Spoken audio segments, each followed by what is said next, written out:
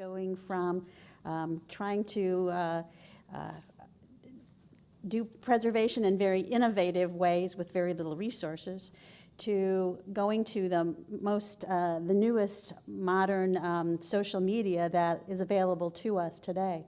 And that's where Beth comes in. Beth Doyle holds a BA in photography from the University of Dayton and an MLIS and Certificate of Advanced Study in Conservation of Library and Archival Materials from the University of Texas at Austin. She's the head of conservation services at Duke University, which we learned about this morning, and is an avid user of many types of social media. Beth blogs about preservation and conservation issues at Preservation and Conservation Administrative News, PCAN, and she's co-editor with Helen Robertson. And her work blog, Preservation Underground, highlights the work of the Duke University Library's Conservation Department. In 2011, Preservation Underground was nominated for a Salem Press Library Blog Award in the Best Academic Library Blog category. So it's my pleasure to welcome Beth Doyle. Wow. Good afternoon. Thank you. I know we're running late and it's long, but while I go ahead and get started here, I just have to say I'm a little nervous because the NARA conference has always felt a little like Carnegie Hall for archivists, and I don't know if I've arrived or if I don't know, but bear with me. And oops, sorry. We'll start with the first slide.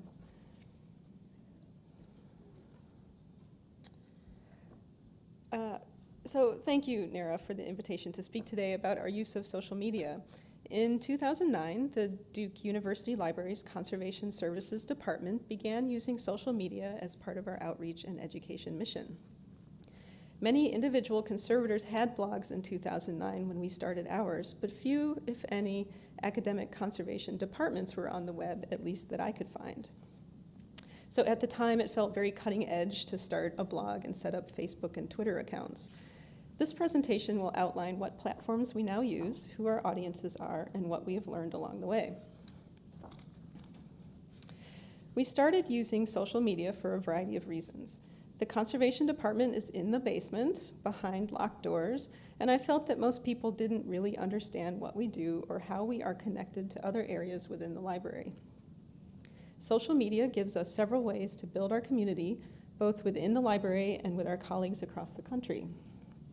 It is a way to publicize what is happening within our department in a way that meets readers where they are, rather than requiring them to seek you out.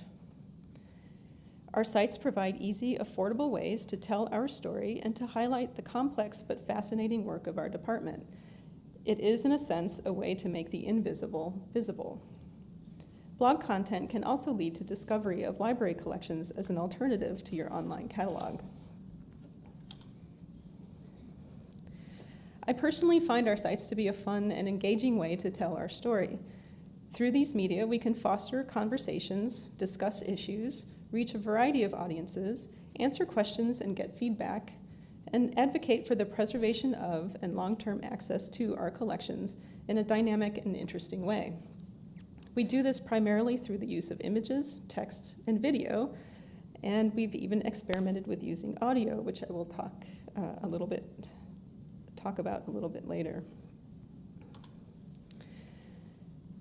So before I go, how many of you, I know there's some Twitterers here because I've been following the feed. How many of you blog or are on Facebook or on Twitter?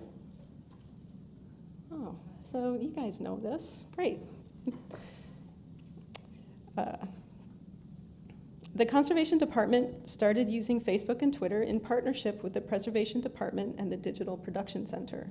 Shortly after setting up these accounts, we developed our WordPress blog, Preservation Underground. These three platforms make up the majority of our online presence. Building on the success of the early social media adopters, the number of blogs within the library skyrocketed to 17. As more departments became interested in using additional platforms such as Flickr and YouTube, the library decided that it should have a single presence with many contributors rather than each department having an individual account. It also created its own big blog where staff could have the opportunity to create content without needing to manage their own site.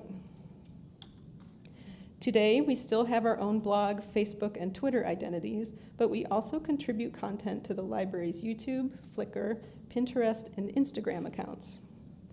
Pinterest and Instagram are the newest additions to our online presence, and I'm particularly excited about them, especially Instagram. It gives us a fast, easy way to share images of our work and the lab.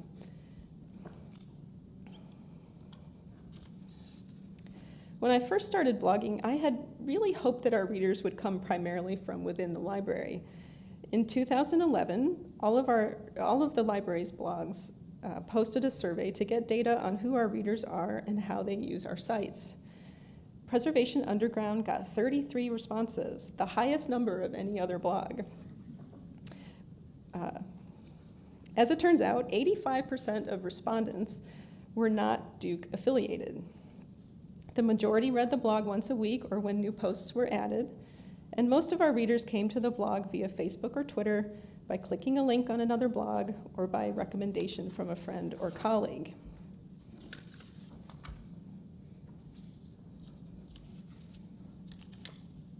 Sorry. If we drill down and look more closely at the data, we can start to see with more granularity where our visitors come from, what kind of content they find interesting, and we can track a variety of trends. As you can see, last year we had over 12,000 unique visitors to Preservation Underground. Again, most readers are not affiliated with Duke. They come to the blog via Facebook by clicking a link on the library's website or another blog, or through a web search.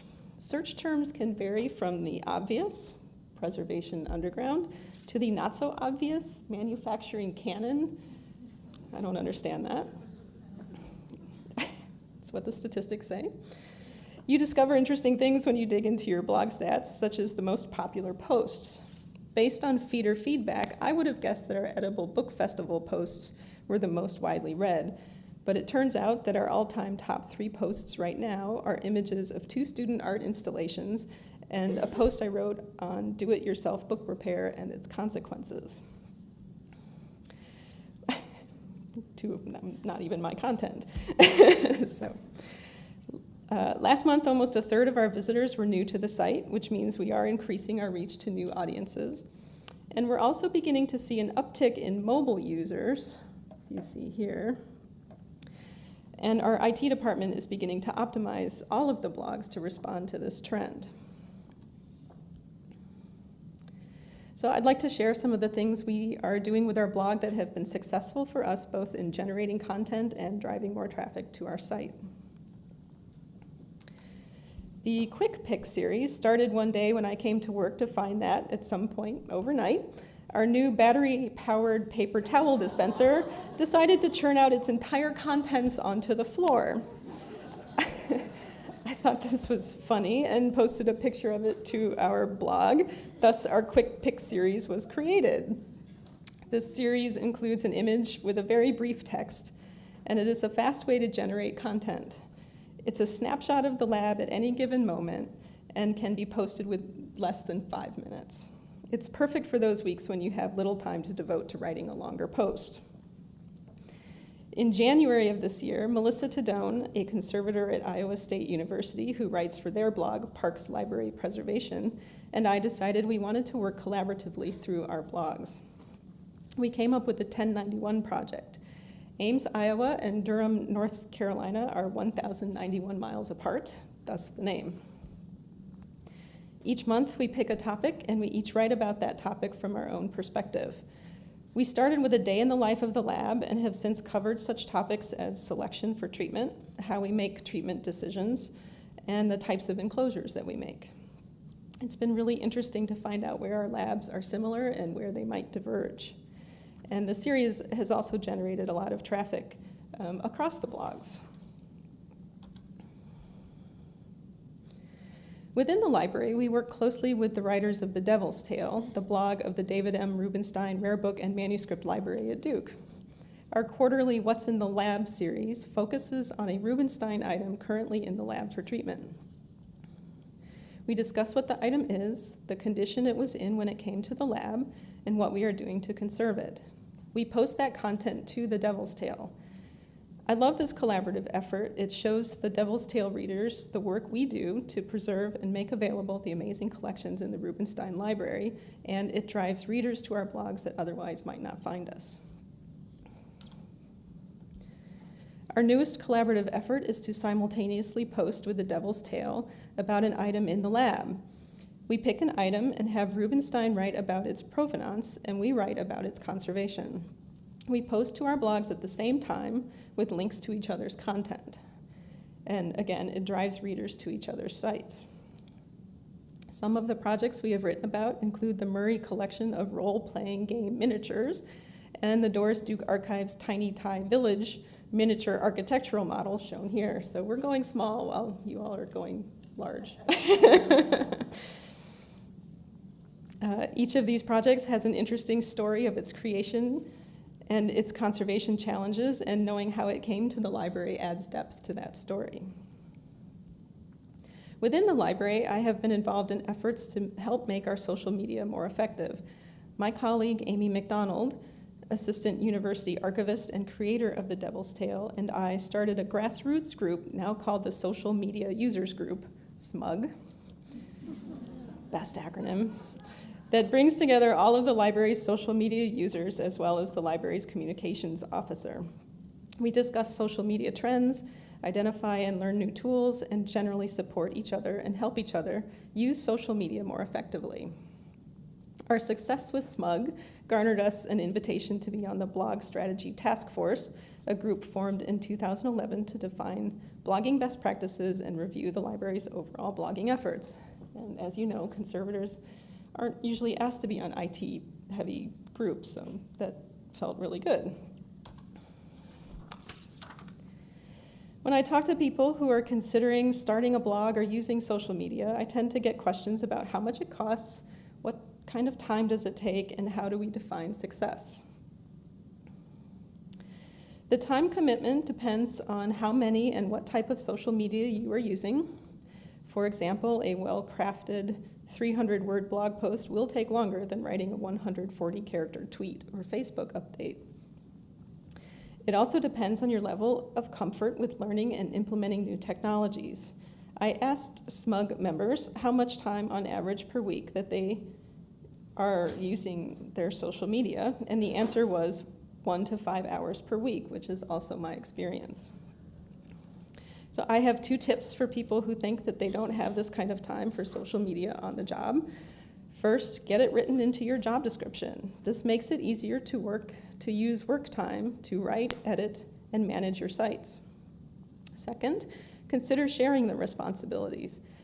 Having several people responsible for creating content keeps the time commitment reasonable. While I create most of the content for Preservation Underground, all of my staff know that they will be asked to write for the blog. And our paper conservator, Grace White, has taken over the responsibility of writing the What's in the Lab post for Devil's Tale, and thus freeing up some of my time. Many of these sites are free to use, such as Facebook and Twitter. WordPress, Blogger, Tumblr, and other blogging sites are also often free to use. Free, of course, means you have little control over the design and functionality of your site. With many of the blogging platforms, you can increase your control by paying for a self-hosted instance. To have a self-hosted site, you need to pay for a web host, which can cost from $6 to $20 or more per month, depending on disk space and bandwidth. With a self-hosted instance, you have far more control of your site's look and functionality, but it does require a certain level of programming knowledge to take full advantage of the self-hosted instance. And there's other associated costs too. Time is needed for writing and editing text, for taking, editing, and uploading images, and responding to comments and managing spam. As you saw previously, we use a variety of metrics to measure success. While we have no clear guidelines on what success means for our site, in general, I would consider a steady increase over time of likes on Facebook, followers on Twitter, Pinterest, or Instagram, and more traffic and comments on our blog to be signs of success. Certainly more links on other pages, and pingbacks, which are links that other bloggers have put on their blogs, can be signs of interest in your content and can drive more traffic to your site. We track all of these metrics through the native statistical packages within each platform, and we also use Google Analytics to look more deeply at our blog traffic. Google Analytics can help you see where traffic comes from and how long they stay on your site, and what sort of content is of most interest.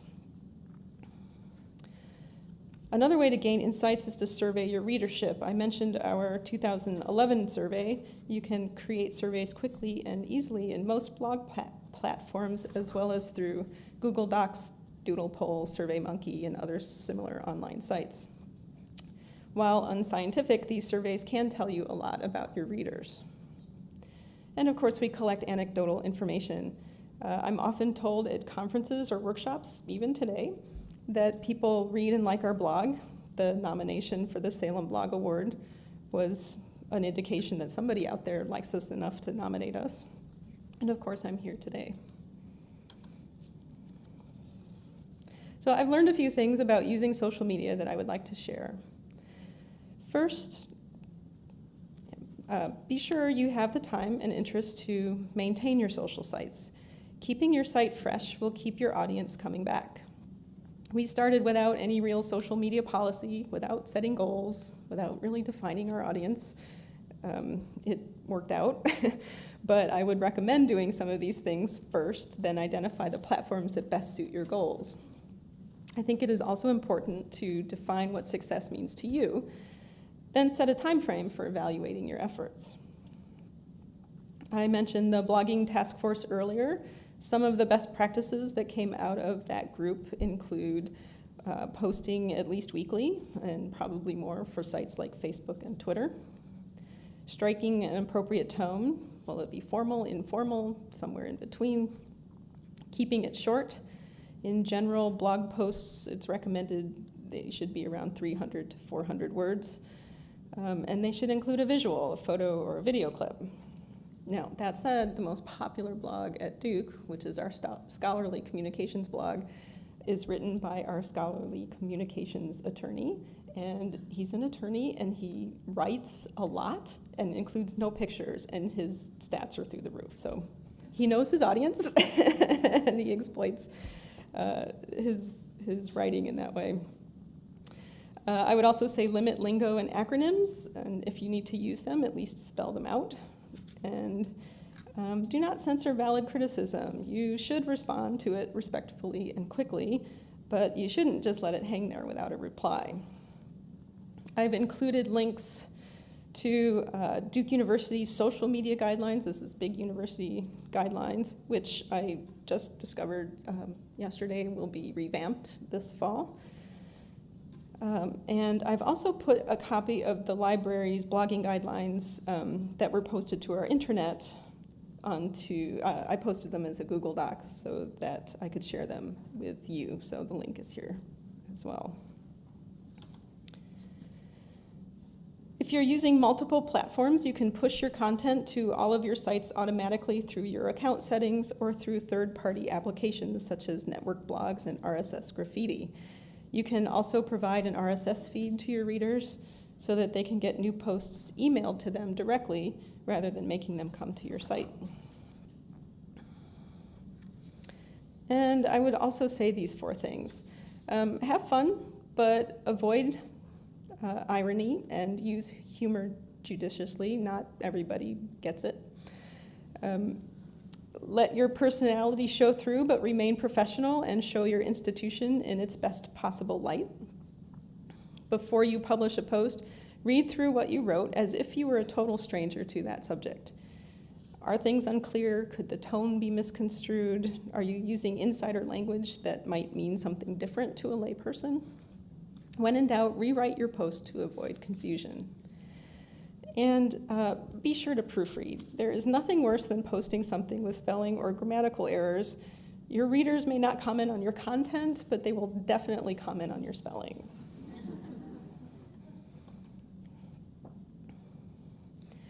Getting your content noticed to a larger audience is important to increasing readership.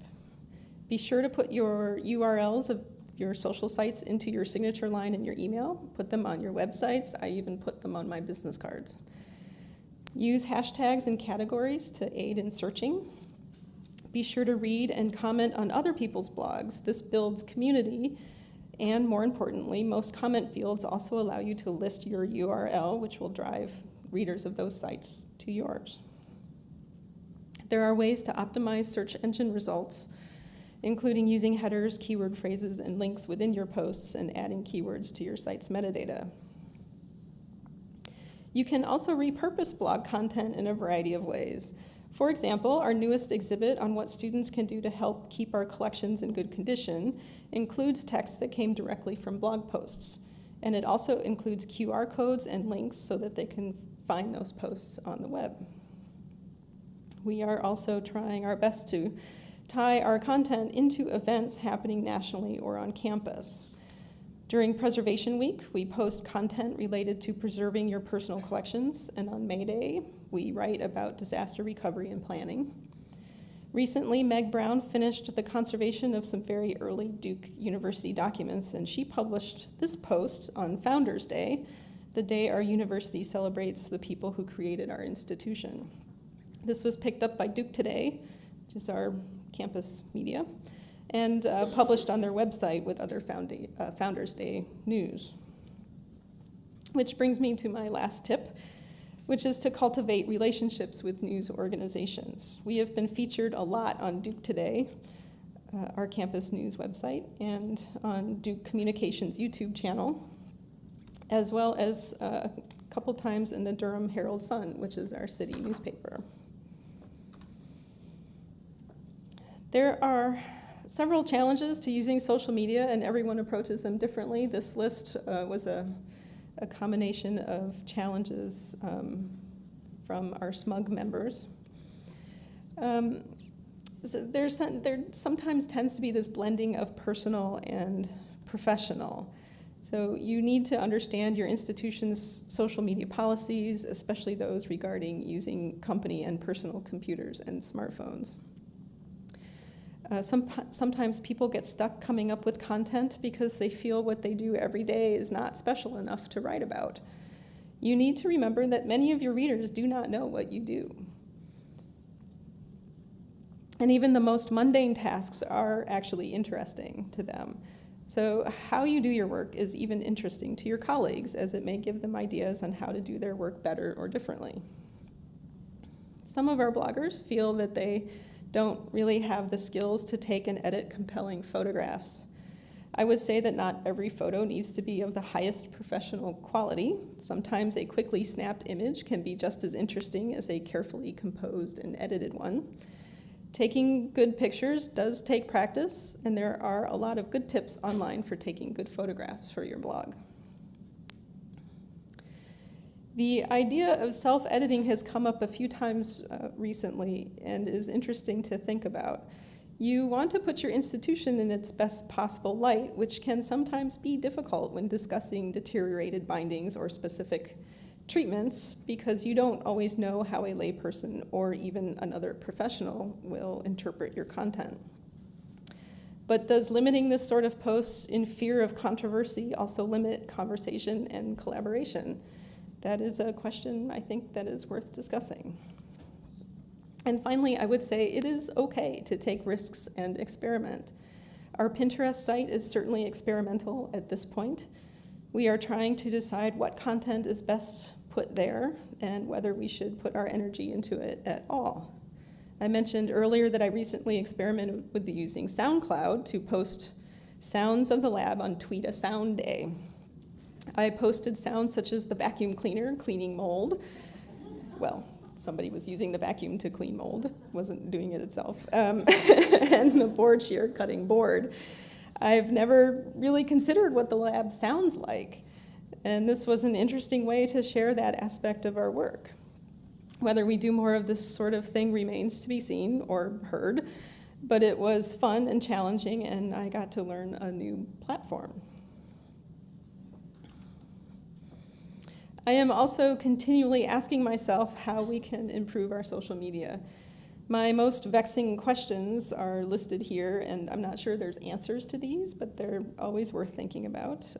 Is the amount of time we put into our social sites worth the reward? How can we reach more readers? How can we collaborate more? What is the next big thing in social media? And how do we get more library staff to read our blog and follow our sites? And how can we foster more conversations? I would love to hear your ideas if you have them. I have put links to this presentation on the web. There's a link to our blog here as well, and I've put a, well, it was brief until this morning, bibliography online with links to some of the reading I'm doing currently in using social media in an academic setting. It also includes some links to some of the sites that I've mentioned here. We have a little bit of time, so if you're interested, I can play you the sound of the board here. Would you like that? Yes. Okay.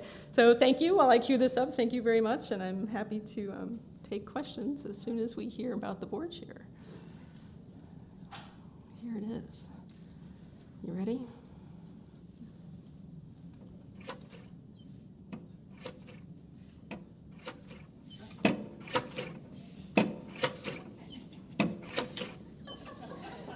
I love that.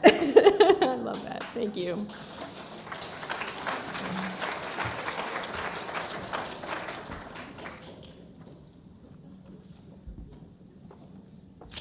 Thanks. Sorry. No. Okay, thanks, Beth.